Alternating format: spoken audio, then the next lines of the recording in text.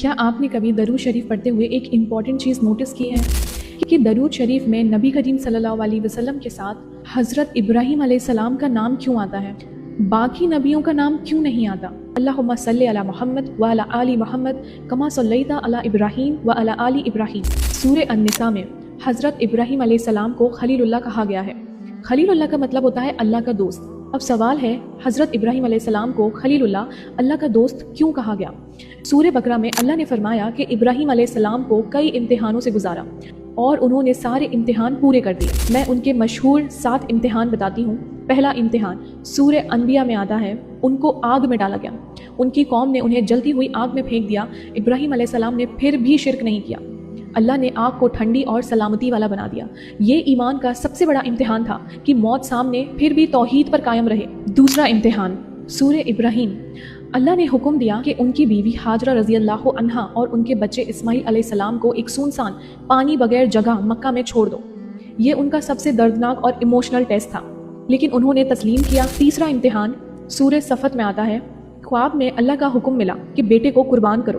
حضرت ابراہیم علیہ السلام اور ان کے بیٹے حضرت اسماعیل علیہ السلام دونوں نے تسلیم کر لیا، لیکن اللہ نے قربانی کے وقت ایک دمبا بھیج دیا۔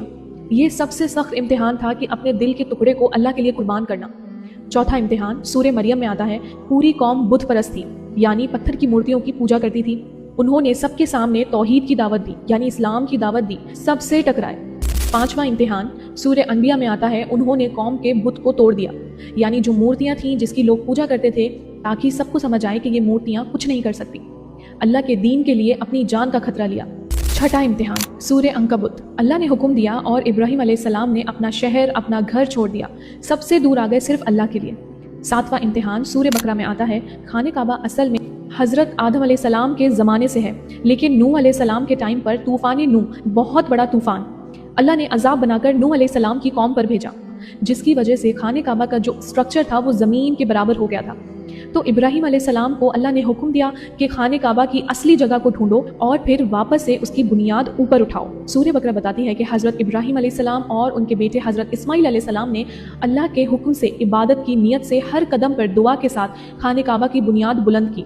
ان سب امتحانوں میں حضرت ابراہیم علیہ السلام نے کبھی نفس، کبھی جذبات، کبھی لوگوں کا ڈر یا مشکلات کو اللہ کے حکم کے آگے نہیں رکھا، اسی لیے اللہ نے انہیں خلیل اللہ یعنی اللہ کے دوست کا مقام دیا۔